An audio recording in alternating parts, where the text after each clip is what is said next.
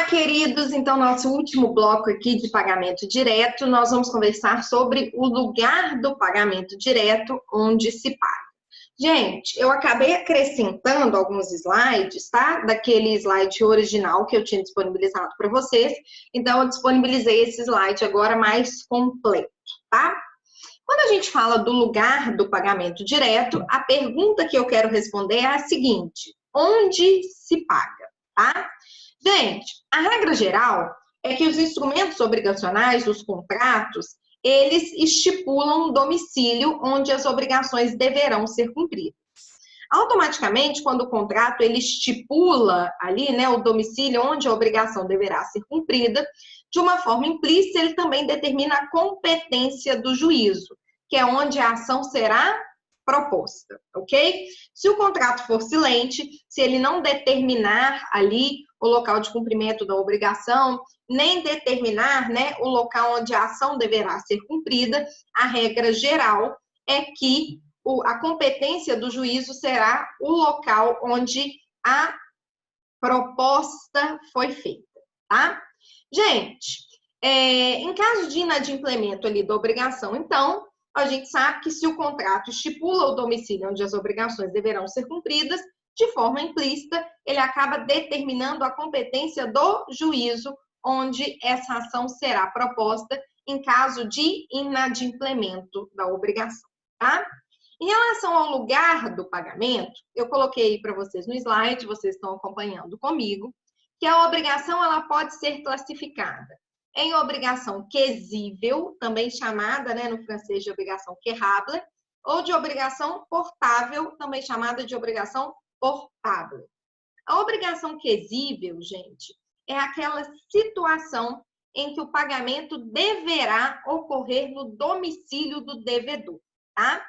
Nós temos uma presunção relativa no direito civil de que o pagamento é quesível, uma vez que o sujeito passivo é quem deve ser procurado, né, pelo credor, pelo acipens, em seu domicílio para efetuar o pagamento.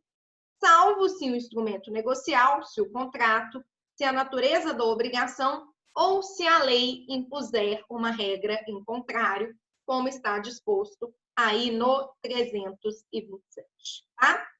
Além da obrigação quesível, nós temos também a obrigação portável ou portável. A obrigação portável, gente, é aquela situação em que se estipula ali, por força do contrato ou pela natureza da obrigação, que o local do cumprimento da obrigação vai ser diverso, não vai ser a regra, vai ser sim o domicílio do credor, tá? Eventualmente, também recebe essa denominação de obrigação portável a obrigação cujo pagamento deva ocorrer no domicílio de um terceiro, ou seja, daquele que não é nem o devedor, nem o credor. Nesses casos, gente, o sujeito passivo obrigacional, ele deve oferecer o pagamento a esses locais, tá? Então, na obrigação quesível, que é a regra geral, o credor procura o devedor, o acipens, procura os solvens para poder receber o pagamento. E na obrigação portável, não é isso? Na minha obrigação portável, já é o contrário. É o devedor que deve se dirigir ao domicílio do credor, ou aquele que o represente, ou a um domicílio de um terceiro, se ficou assim, né, estabelecido no instrumento obrigacional, para efetuar este pagamento, tá? O parágrafo único do 327, ele determina que, designado 2 ou mais lugares, cabe ao credor escolher entre eles, né? No caso que eu tiver aqui, um pagamento quesível nessa hipótese, tá? O 328, ele me fala que se o pagamento consistir na tradição de um imóvel ou em prestações relativas a imóvel, o pagamento será realizado no lugar onde se situa o bem, tá? O 329 me fala que, ocorrendo motivo grave para que se não efetue o pagamento no lugar determinado, poderá o devedor fazê-lo em outro, sem que haja prejuízo para o credor.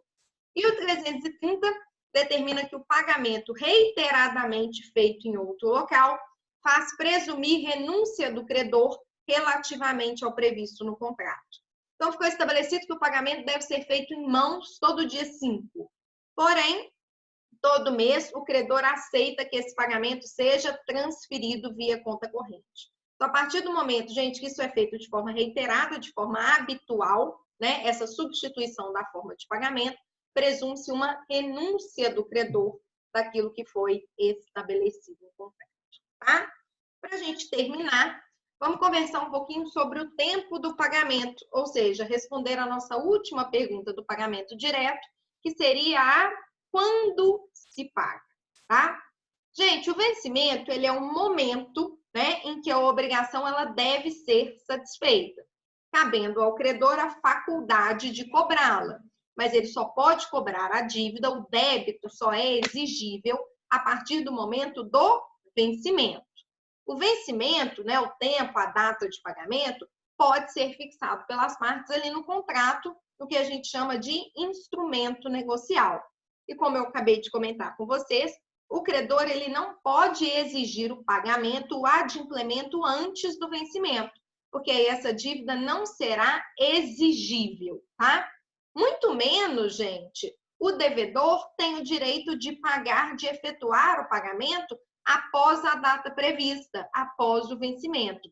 Se assim o fizer, ele pode incorrer na caracterização do que a gente chama de mora ou até mesmo de inadimplemento absoluto, que quando não se torna mais possível o cumprimento da obrigação após o seu vencimento.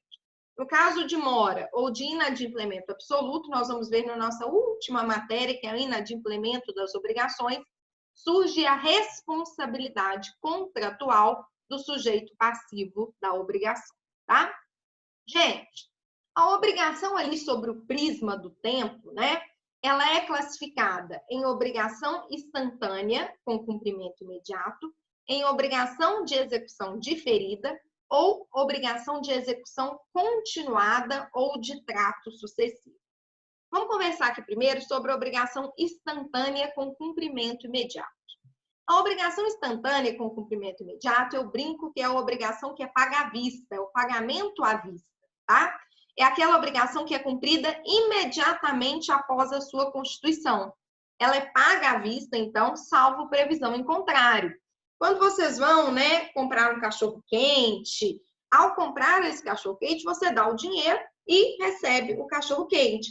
Então, é aquela obrigação, gente, que em regra ela nasce, se desenvolve e morre num espaço muito curto de tempo, tá? Porque ela é cumprida imediatamente após a sua constituição e a gente sabe que o cumprimento da obrigação leva à sua extinção, tá? Então, é aquela que eu tenho pagamento à vista. Então, geralmente, compra e vendas, né, à vista, são obrigações instantâneas com cumprimento imediato.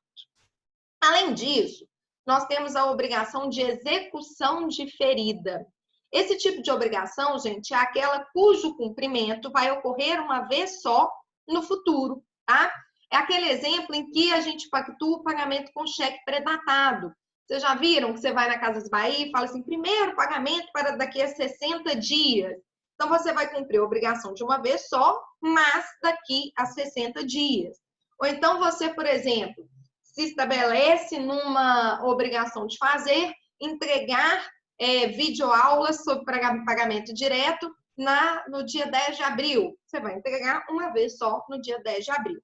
Então, você cumpre de uma vez só, mas no futuro, tá? É como se fosse o nosso pagamento a prazo, beleza? E, por último, nós temos as obrigações de execução continuada ou trato sucessivo. Gente, essas são aquelas obrigações cujo cumprimento se dá por meio de subvenções periódicas. Como assim?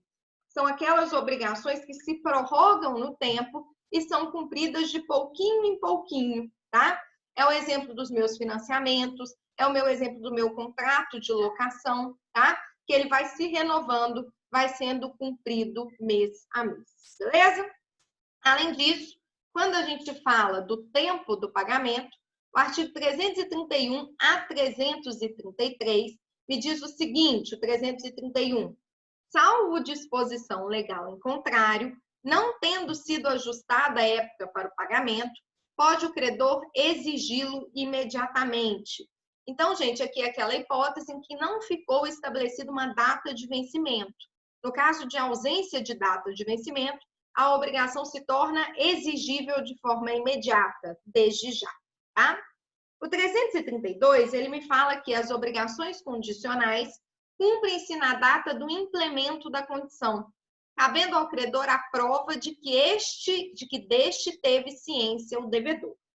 Aqui, gente, ele fala sobre as obrigações condicionais, que são aquelas cuja eficácia depende de evento futuro incerto.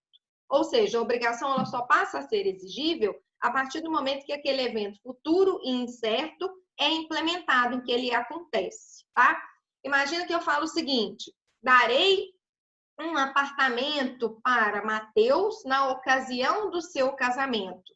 Mateus só pode exigir a entrega desse pagamento a partir do momento em que ele se casa, a partir do momento que essa condição, que esse evento futuro incerto acontece, tá?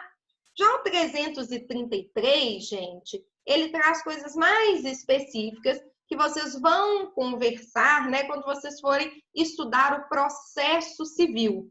É interessante a gente falar aqui no parágrafo único, que ele me fala: ao credor assistirá ao direito de cobrar a dívida antes do vencido, o prazo estipulado no contrato ou marcado neste código, no caso destes artigos, se houver no débito solidariedade passiva, não se reputará vencido quanto aos outros devedores solventes. Então, o 333, ele me traz duas hipóteses em que é possível exigir o pagamento antes do vencimento. É a hipótese da falência do devedor ou do concurso de credores, e a hipótese de se os bens hipotecados ou empenhados forem penhorados em execução por outro credor, ou então se cessarem ou se tornarem insuficientes as garantias do débito ali, tá? E o devedor se negar a reforçá-las. Nessas hipóteses, o credor poderá cobrar a dívida antes do vencido. Mas o parágrafo único, que é o que realmente interessa a gente, fala que esse débito só poderá ser cobrado, tá, do devedor específico e não dos demais devedores na solidariedade passiva, que são entendidos como devedores solventes. Então, se eu tiver uma obrigação solidária e um dos devedores se encaixar em uma dessas três condições aqui, eu só poderei cobrar antecipado desse devedor solidário e não dos demais, tá? Gente, com isso nós acabamos a nossa teoria do pagamento direto, tá? A partir da nossa próxima aula, do nosso próximo vídeo, nós vamos conversar sobre o pagamento em consignação, sobre a consignação em pagamento, e aí já vamos conhecer as formas indiretas de pagamento, beleza? Eu espero que vocês estejam gostando. Muito obrigada pela atenção e até mais.